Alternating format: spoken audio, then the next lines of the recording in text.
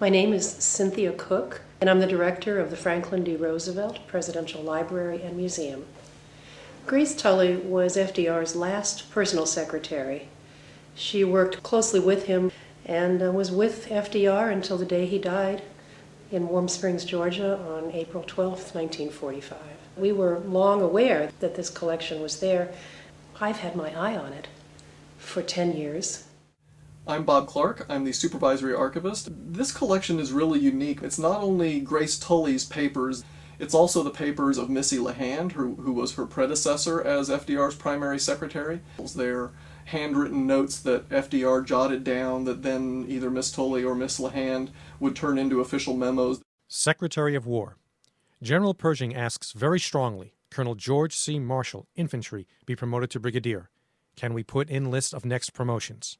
And of course, George Marshall would become the most important of Roosevelt's military advisors during World War II.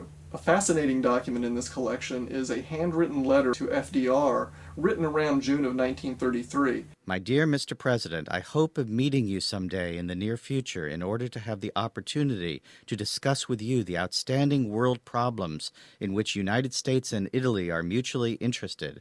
I am, my dear Mr. President, very sincerely yours, Mussolini. My predecessor in the 1980s wrote to Grace Tully when she was still alive and asked her to please consider donating her FDR letters. Miss Tully died in 1984, and we believe Grace Tully's papers then passed from her heirs into private hands.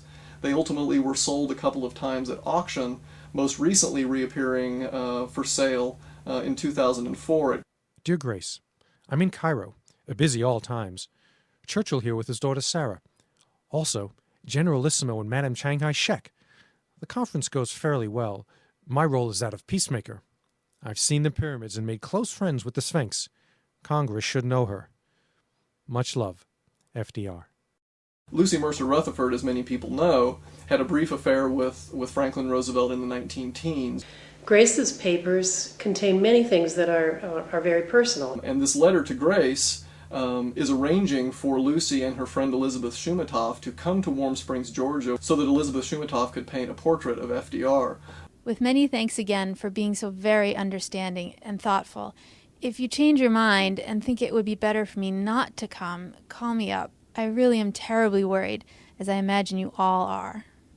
Of course, Lucy and Madame Shumatoff were there the day that FDR was stricken with a cerebral hemorrhage that killed him. And the portrait that Elizabeth Shumatoff was working on is now known as the unfinished portrait.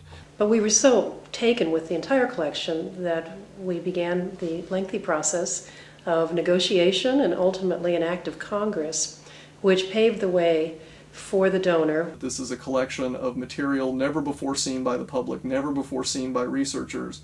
That collection has now become the property of the U.S. government and of the people of the United States.